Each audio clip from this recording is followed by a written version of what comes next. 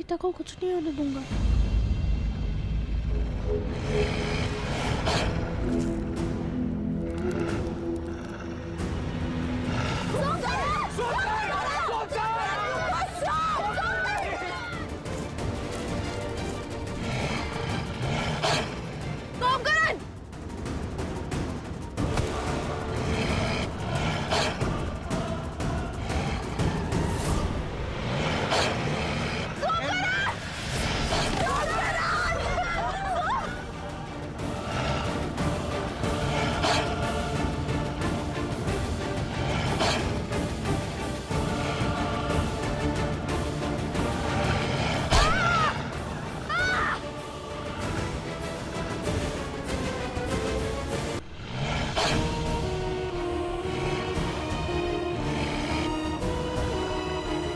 सोमकरण पुत्र,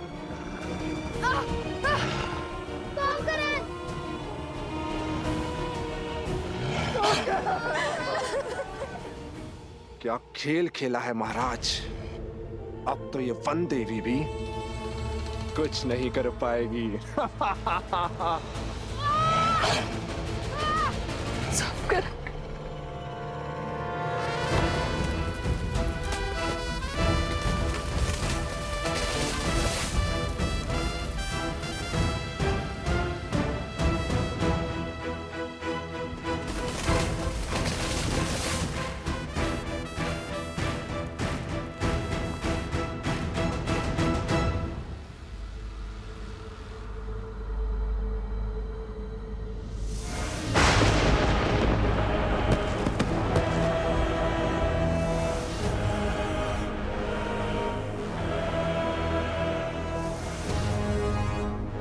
भैया अब ये किसे पुकारने लगे? वानर सेना कम थी, जब और संकट आ पड़ा।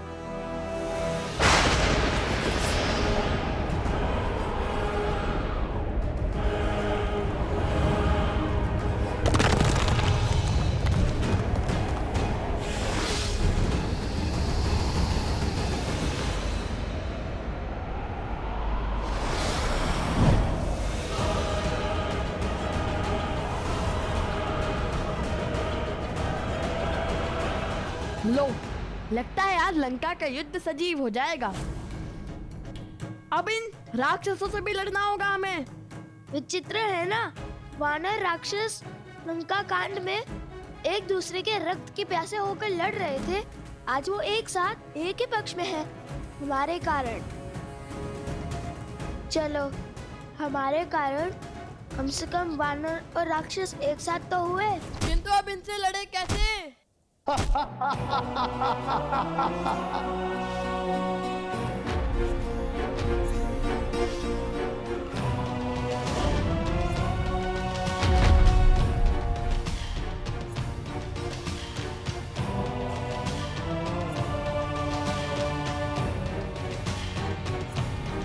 सोचो, कुछ सोचो। वो धनुष तक कैसे पहुंचेंगे हम?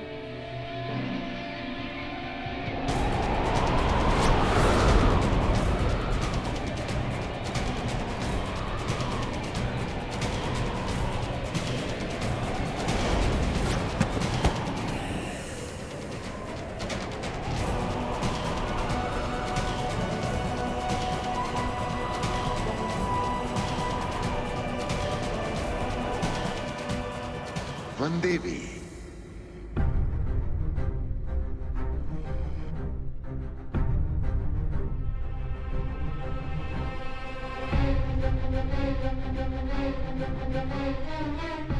तुम बोल सकते हो?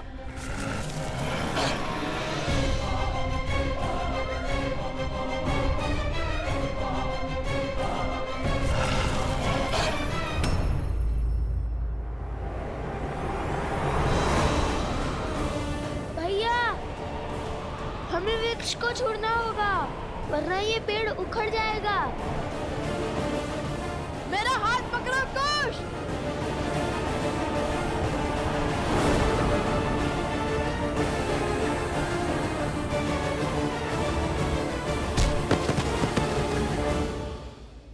ऐसी विकट घड़ी में भी ये दोनों वानरों पर वार नहीं कर रहे हैं। धन्य है माता सीता के संस्कार। किंतु बिना धनुष बाण के कब तक बचेंगे लवकुश?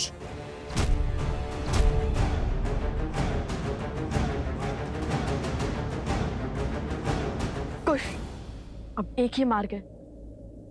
मैं इनका ध्यान भटकाता हूँ और तुम जाके धनुष लाओ।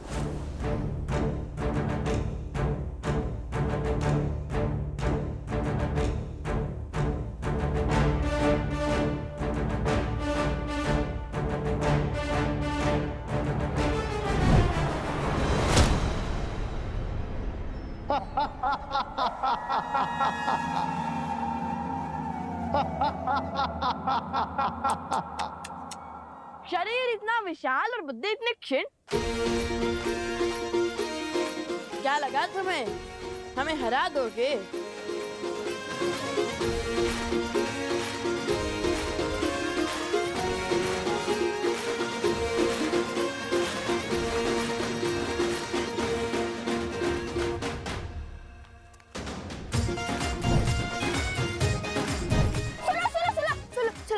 सुना है? बड़े चप्पल हो, बड़ा ऊंचा कूद करते हो। पकड़ सकते हो तो पकड़ कर दिखाओ।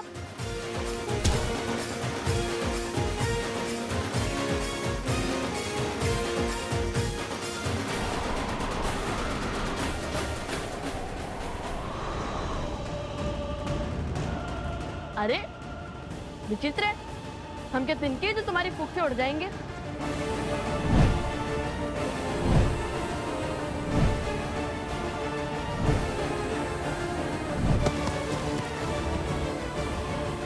भैया लीजिए।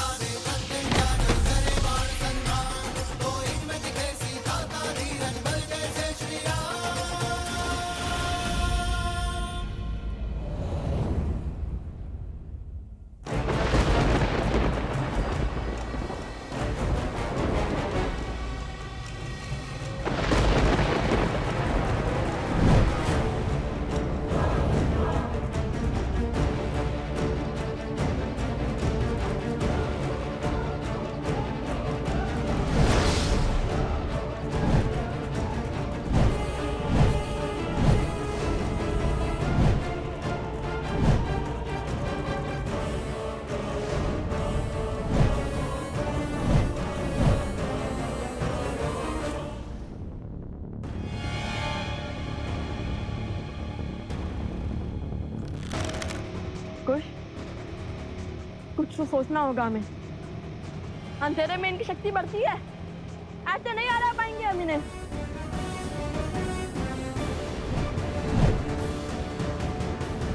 भूल गए श्री राम ने इनका अंधकार कैसे किया था?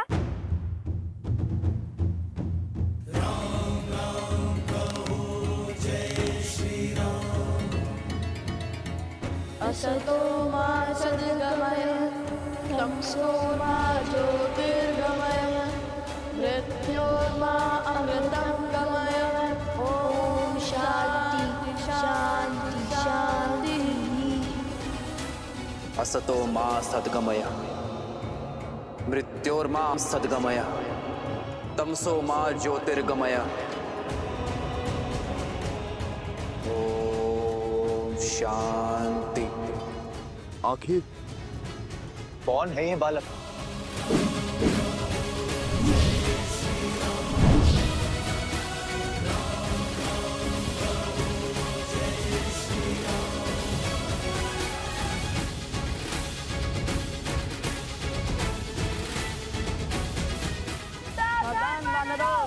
नहीं, क्या ये वानरों का वध करने वाले हैं?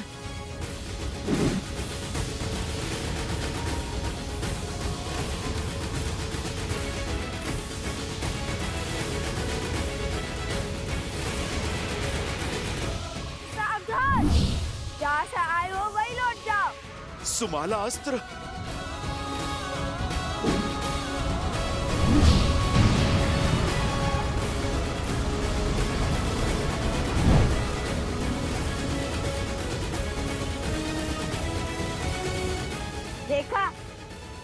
महाराज श्री राम की सेना को क्षति पहुंचाए, हमने अपना कार्य सफल कर दिखाया।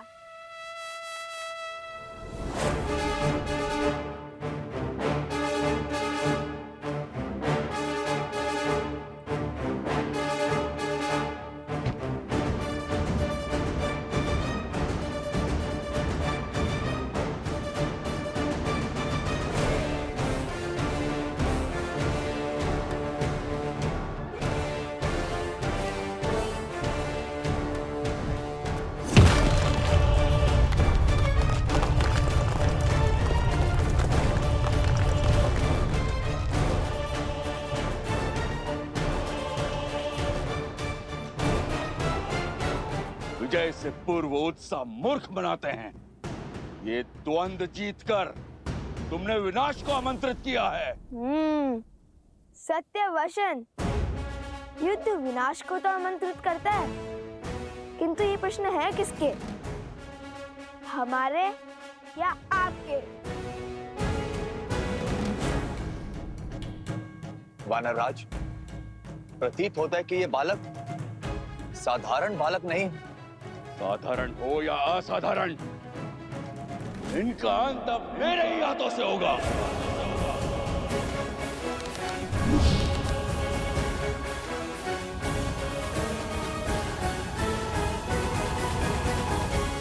क्या हुआ? चौंक गई वनदेवी? कौन हो तुम? अपना परिचय दो। मुझे परिचय की क्या आवश्यकता है? पुराना शत्रु हूँ तुम्हारा। वाद विवाद का समय नहीं है, ना ही ये समय जान पहचान खोजने का है। यदि तुमने अभी इसी क्षण अपने प्राण नहीं लिए तो मैं इस बालक को मार दूंगा। अरे मायावी भेड़िया, वनदेवी को कैसे जानता है? वो कह रहा है कि पुराना शत्रु है। ऋषिवर, बात कुछ गहरी लगती है। कौन है ये वनदेवी और इस दुष्ट का इनसे कैसा नाता? इस दुर्घटना के पीछे का कारण तुम ही हो। इस कथा का आरंभ तुमसे हुआ था और अंत भी तुम्हारी मृत्यु से ही होगा। तुम्हारी बातें ना तो मुझे भयभीत कर पाएगी और ना ही आश्रम वासियों को। यदि मेरी मृत्यु आई तो उसके स्वागत के लिए मैं सज्ज हूं, किंतु ये बालक, ये मेरे पुत्र समान है और कोई भी माता अपने जीते जी अपने संतान पर कभी आँच नहीं आने देगी।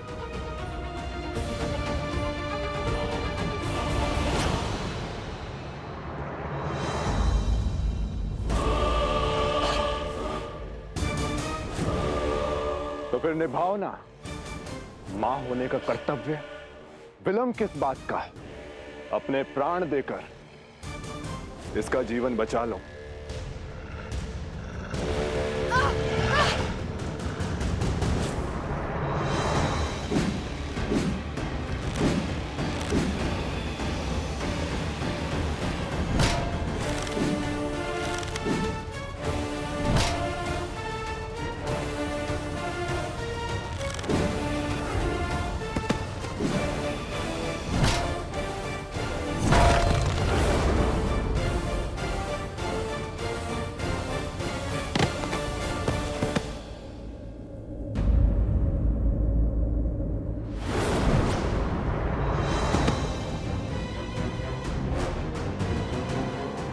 नहीं महाराज,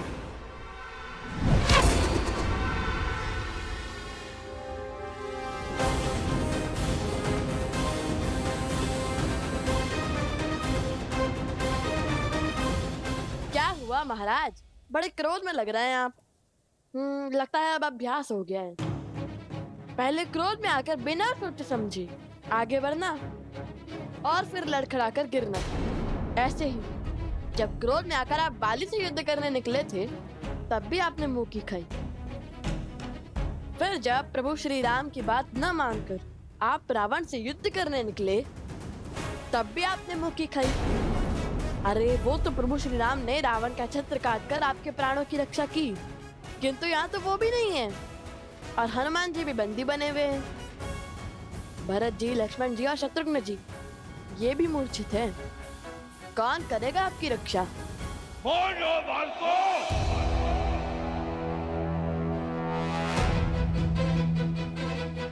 फिर से क्रोध, संभालिए। क्रोध पर केवल आपका आधिपत्य नहीं है, यदि हमें आ गया तो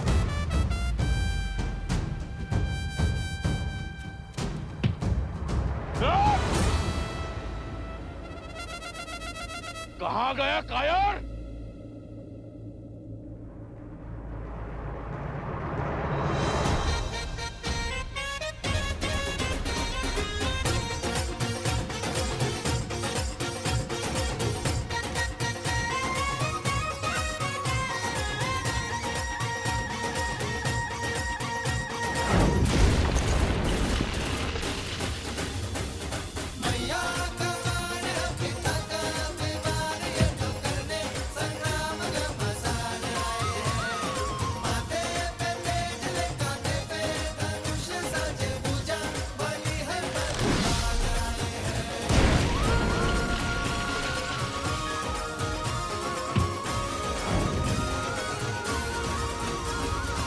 सावधान!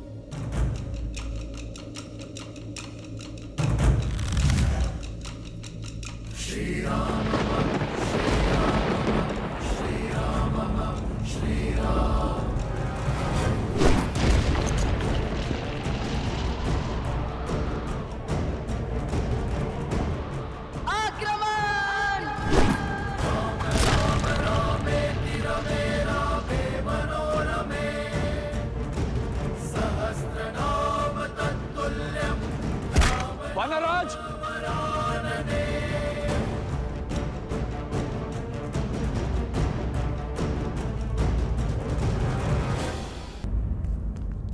वानराज! वानराज! सारथी, शीघ्र आओ! घबराइए मत महाराज विभीषण, हमने केवल उन्हें अचेत किया है। हमारा उद्देश्य इनकी मृत्यु नहीं है। चलिए।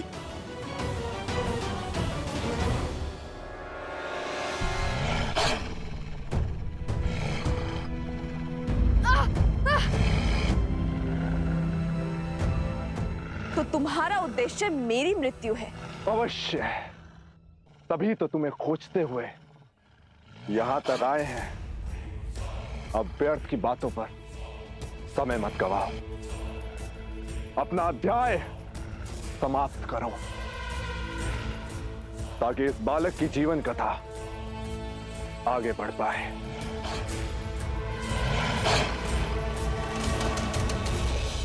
हे वन देवी का सत्य,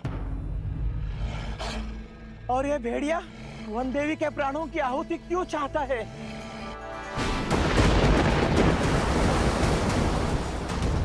देख रही हो सीता, प्रकृति भी तुम्हारे अंत का इंतजार कर रही है। अब कोई बल तुम्हें नहीं बचा सकता, और तुम्हारे वो पुत्र भी यहाँ नहीं है।